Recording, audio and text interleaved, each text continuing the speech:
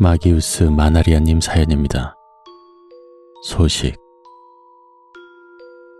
안녕하세요. 저는 일본인입니다. 제가 겪은 일이랄까, 가까이에서 본 일들을 투구하고 싶어 서툴지만 번역해서 사연을 보내봅니다. 10년 전 당시 21살, 군마에서 패밀리 레스토랑 아르바이트를 하고 있었을 무렵입니다. 그곳에서 일한 지 2년째가 되었을 무렵, 새로운 아르바이트로 여자 한 명이 들어오게 되었습니다. 이름은 스즈키라고 하는 귀여운 아이였죠. 제가 졸업한 고등학교에 재학 중인데다가 집이 같은 방향이기도 해서 제가 교육 담당이 되어 여러 가지로 가르쳐주고 하다 보니 그럭저럭 나쁘지 않은 관계였습니다. 그러던 어느 날, 제가 2시간 정도 먼저 일이 끝나게 되어 혼자 집에 가게 된 적이 있습니다. 돌아오는 길에 쓰레기장이 있는데 그곳에 인형이 하나 버려져 있는 게 보였습니다. 프랑스 인형이라고 할까요? 프릴이 많은 검정색 드레스를 입고 머리에는 하얀색 카투사를 한 인형이었는데 그것과 눈이 딱 마주쳤습니다. 뭐야? 굉장히 징그러운 인형이네. 왜 이런 데 있어? 저는 그렇게 그대로 지나쳤습니다. 그리고 다음날 아르바이트를 하러 갔더니 스즈키가 먼저 와 있었습니다. 선배, 안녕하세요. 좋은 아침. 그렇게 인사를 하고 잡담을 나누고 있는데 스즈키가 말했습니다. 참 선배, 어제 괜찮은 걸 주었거든요. 그렇게 자랑스레 말하니 궁금해져서 물어보았죠. 어떤 거? 그랬더니 당시에 쓰던 2G 휴대폰에서 사진을 보여주었는데 어제 보았던 그 인형이었습니다. 깜짝 놀라서 스즈키에게 말했죠. 야, 그런 걸 함부로 주면 안 돼. 뭐 어때요? 버려진 거고 또 귀엽잖아요. 인형은 그래도 좀 그런데 괜히 찝찝하잖아. 그 후 저는 병원에 입원할 일이 있었고 3주 정도 입원해 있었습니다. 퇴원하고 패밀리 레스토랑에 오랜만에 가서 스태프분들과 이런저런 이야기를 하고 있는 사이에 스즈키가 왔는데 왠지 말라 보였습니다.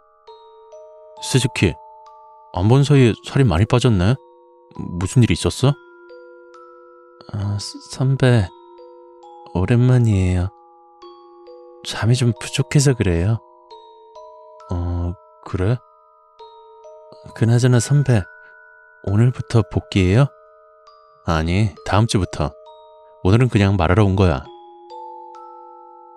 이런 대화를 주고받다가 그날은 그렇게 집으로 돌아갔습니다. 그리고 일주일 뒤 아르바이트를 하러 갔더니 스즈키가 예전보다 안색이 더 안 좋았습니다. 괜찮아, 스즈키? 저번 주보다 뭔가 더 심한 것 같은데? 괜찮아요. 스즈키는 괜찮다고만 대답했고 주방 선배에게 물어보았더니 제가 입원하고 나서 계속 그런 상태로 실수도 많아졌다고 했습니다.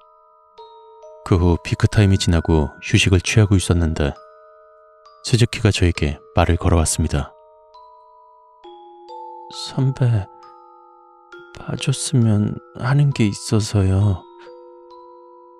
그러면서 휴대폰에 있는 영상을 몇 개 보여주었는데 영상에는 아무것도 없는 검은 화면이었습니다.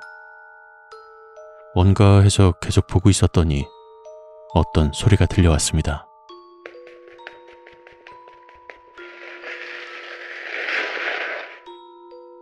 뭔가 달리거나 물건을 질질 끄는 소리가 들렸습니다. 이게 뭐지 하고 생각하는 사이 스즈키가 말했습니다.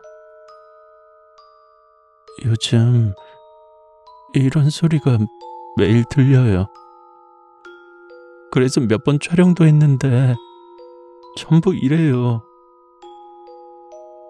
이 말만으로는 이상할 것이 없지만 그녀는 혼자 살고 있었습니다.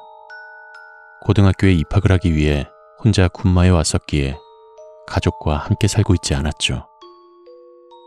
도둑이라고 생각할 수도 있겠지만 그것도 아닙니다.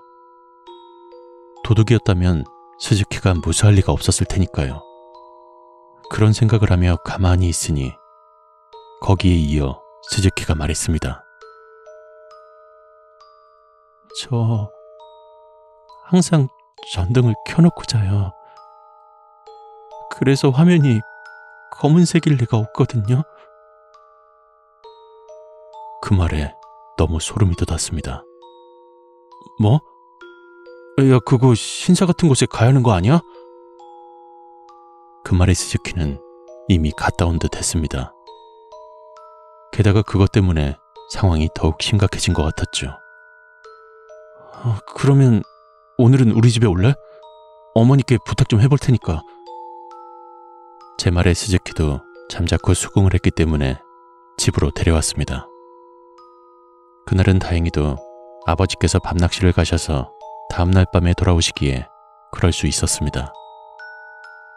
어머니께는 심한 오해를 받긴 했습니다만 그럭저럭 그날은 잘 잔 것 같았습니다. 스즈키는 다음날 아침 저희 집에서 학교에 갔습니다. 그날 저녁에 제가 아르바이트를 하러 가니 스즈키가 아직 오지 않았다고 했습니다. 전화도 해봤는데 반응이 전혀 없었죠.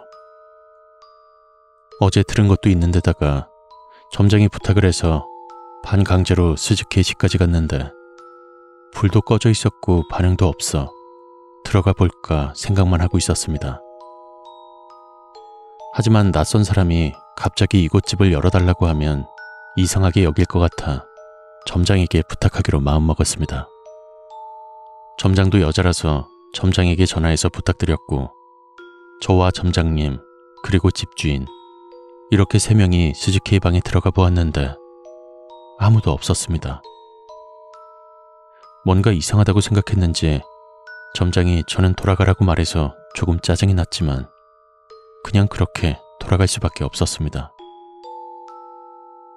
밤에 점장님이 스즈키의 부모님에게 전화를 했는데 부모님 댁으로 간 것 같았고 연락을 미리 하지 못해 미안하다는 말을 들은 것 같았습니다. 그 소식에 저는 마음이 놓여 안도의 한숨을 내쉬고 잠들었고 그렇게 일상을 보냈습니다. 그렇게 한 달이 지난 뒤 경찰이 와서 스즈키를 아는지 어떤지 지난주에 무엇을 했는지를 물었습니다. 아니, 스즈키한테 무슨 일이 있어요? 뭔가 놀라서 물었더니 스즈키가 혼자 살고 있던 방에서 이상한 악취가 나서 그것을 확인하러 간 집주인이 목을 메고 죽어있는 스즈키를 발견했다고 합니다. 게다가 사후 일주일은 경과되었다고 했죠. 그래서 무슨 일로 그렇게 되었는지 알아보기 위해 왔다고 했습니다. 그 소식엔 너무 놀라 멍하니 대답을 했고 그 후 학업 부진에 의한 심신쇠약이라는 것으로 수사는 중단되었다고 합니다.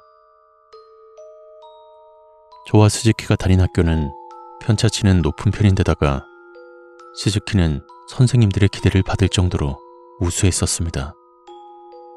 그래서 학업 부진에 의한 심신쇠약은 아니라고 생각했습니다.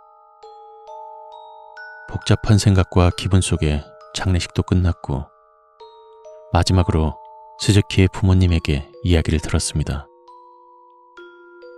집에 돌아갔을 때 뭔가에 겁을 먹거나 했다고 하더라고요. 시체를 발견했을 때도 뭔가 이상한 점이 있었다고 했습니다. 그래서 그게 무엇인지 들어보니 인형을 좋아하는 스즈키의 방에 인형이 하나도 없었다는 것이었습니다. 프릴이 많은 검은 드레스를 입은 인형도 없었나요? 제 질문에 아무것도 없었다고 말했습니다. 게다가 휴대폰에 있던 인형과 관련된 사진도 사라졌던 것 같습니다. 그 후 저는 치바로 옮겨가서 그 프랑스 인형과는 다시는 마주치지 않았지만 10년이 지난 지금도 그 사건은 잊을 수가 없습니다.